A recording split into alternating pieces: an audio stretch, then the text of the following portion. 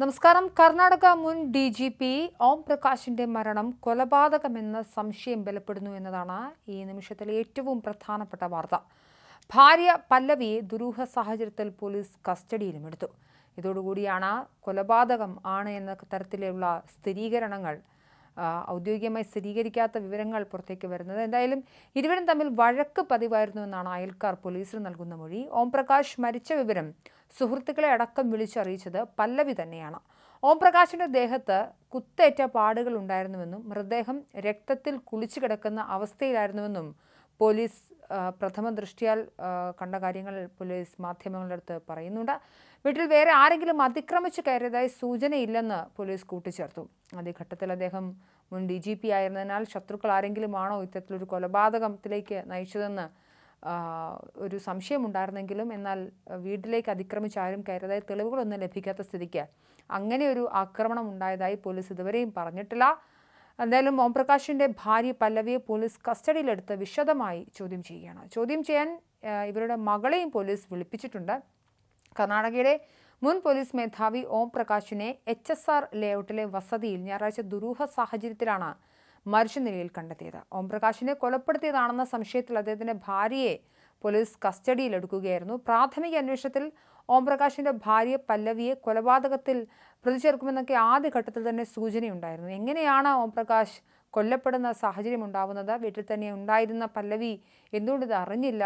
മറ്റാരെങ്കിലും ആക്രമണത്തിന് കാരണമായോ അടക്കമുള്ള വിവരങ്ങൾ ഒരു സ്ഥിരീകരണം പോലീസിന് കിട്ടേണ്ടതുണ്ട്. എന്തായാലും കൊലപാതകമാണ് എന്ന കാര്യത്തിൽ പോലീസിന് പൂർണ്ണമായൊരു തെളിവ് കിട്ടിയിട്ടുണ്ടെന്നാണ് മനസ്സിലാവുന്നത്.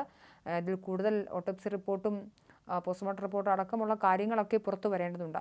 ഓം പ്രകാശിന്റെ ശരീരത്തിൽ നിരവധി കുത്തേറ്റ മുറിവുകൾ ഉണ്ടായിരുന്നു എന്നും മൃതദേഹം പോസ്റ്റ്മോർട്ടത്തിനായി ആശുപത്രിയിലേക്ക് മാറ്റിയെന്നും പോലീസ് അറിയിച്ചിട്ടുണ്ട്.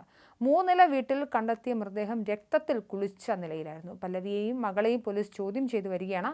ഭാര്യയാണ് വിവരം പോലീസിനെയും അറിയിച്ചത്. ജീവന് ഭീഷണിയുണ്ടെന്ന് മുൻ DGP നേരത്തെ പോലീസിൽ അറിയിച്ചിരുന്നു. ഓം പ്രകാശിന്റെ മൃതദേഹം കണ്ടെത്തിയ മുറിയിലെ തറയിലാകെ രക്തമുണ്ടായിരുന്നു എന്നാണ് പോലീസ് പറഞ്ഞത്. കുത്തേറ്റ് മരിച്ച നിലയിലാണ് കണ്ടെത്തിയത്. ബംഗളൂരു HSR ലേഔട്ടിലെ വീട്ടിൽ ചോര വാർന്ന് വീണുകിടക്കുന്ന നിലയിൽ മൃതദേഹം കണ്ടെത്തുകയായിരുന്നെന്നാണ് പോലീസ് പറയുന്നത്. നേരത്തെ പറഞ്ഞതുപോലെ ഭാര്യയാണ് കൊലയ്ക്ക് പിന്നിലെന്ന് ഉയരുന്ന ആരോപണം. ഞായറാഴ്ച ഉച്ചയോടെയാണ് ഓം പ്രകാശിനെ വീട്ടിൽ രക്തത്തിൽ കുളിച്ച നിലയിൽ കണ്ടെത്തുന്നത്.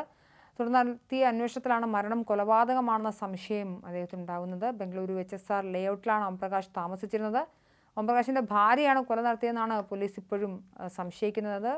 എന്തായാലും കർണാടക കേഡറിലെ 1981 ബാച്ചിൽ IPS ഉദ്യോഗസ്ഥനാണ് ഓം പ്രകാശ്. 2015 മുതൽ വിരമിക്കുന്ന 2017 വരെ അദ്ദേഹം കർണാടക പോലീസിൽ DGP ആയി സേവനമനുഷ്ഠിച്ചിട്ടുണ്ട്. ബീഹാർ ചമ്പാരൻ സ്വദേശിയായ അദ്ദേഹം ജിയോളജിയിൽ MSc പൂർത്തിയാക്കിയിട്ടുണ്ട്.